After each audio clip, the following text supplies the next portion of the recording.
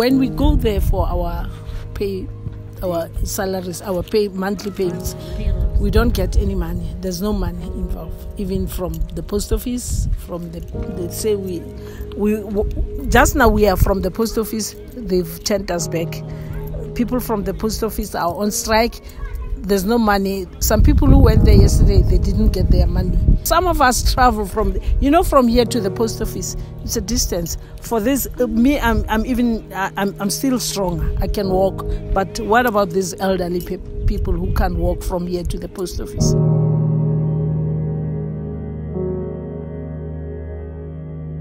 Lorna sa le ka semo se right ka business di asta ka tshepetse mo bona bo nkgolo ba kolotisa kgwedi fela ba patala wa mo fa gape mo ara kgwedi jalo no business ya sa le ya tsanga le teng. Yes, indeed, we did have a problem with the payment of grants. It affected about 700,000 people out of 12.5 million that we pay on a monthly basis. The problem is being resolved, and today we don't have any queues at any of our outlets. The queues have gone down dramatically, and it's a sign that people are getting paid as normal.